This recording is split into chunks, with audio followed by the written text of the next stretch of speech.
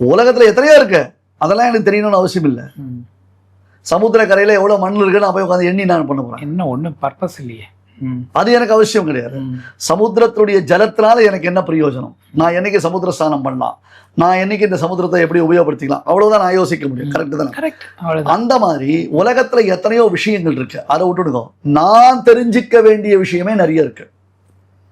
அனந்த பாரம் பகு வேதித்தவ்யம் அல்பஷ்ட காலோ பகவஷ்ட விக்னஹா. ரொம்ப ரொம்ப லிமிட்டட் டைம் தான் நமக்கு இருக்கு. அதுக்குள்ள எத்தனை ஹார்டில்ஸ் உண்டோ அது அத்தனையும் இருக்கு. புரியுது. அப்ப நாம என்ன பண்ணணும் தெரியுமா? பாலையும் தண்ணீரையும் கலந்து வச்சா அன்னப்பறவையானது எப்படி அந்த தண்ணீரை விலக்கி பாலை மட்டும் கிரகிக்குமோ, அது போல நம்ம சாரத்தை மட்டும் கிரகித்து கொள்ள வேண்டும்.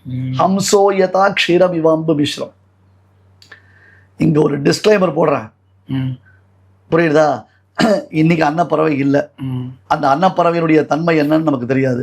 ஆனா அன்னப்பறவைக்கு இந்த மாதிரி ஒரு தன்மை இருக்கு என்பதை நம்முடைய முன்னோர்கள் தங்களுடைய வாக்கியங்களில் எழுதி வைத்திருக்கிறார்கள். ஹம்சோ யதா க்ஷீரம் இவாம்பு மிஸ்ரம்னு. உடனே அன்னத்தில் தண்ணீரை கலந்து வைத்தால்னா சாரத்துல தண்ணீரை குத்தி வச்சிருக்குது, அதான் சொல்றான்னு புதுசா கிரிஞ்சு பண்ணாதீங்க. தேவையில்லை, அது தேவை. இது ஸ்லோகம். பாலையும் தண்ணீரையும் கலந்து வைத்தால் அன்னப்பறவை எப்படி அதை பாகுபடுத்தி பாலை மட்டும் பருகுமோ, அது போல நாம என்ன பண்ணணும்? நம்மளை சுத்தி இருக்கக்கூடிய தேவையில்லாத விஷயங்களை விட்டுட்டு தேவையான விஷயங்களை எவ்வளவு கிரகித்து கொள்ள முடியுமோ, இந்த பிறவியில அதை பயனுடைத்தாக்கி கொள்ள முடியுமோ அவ்வளவு தூரம் பயனுடைத்தாக்கி கொள்ள வேண்டும்.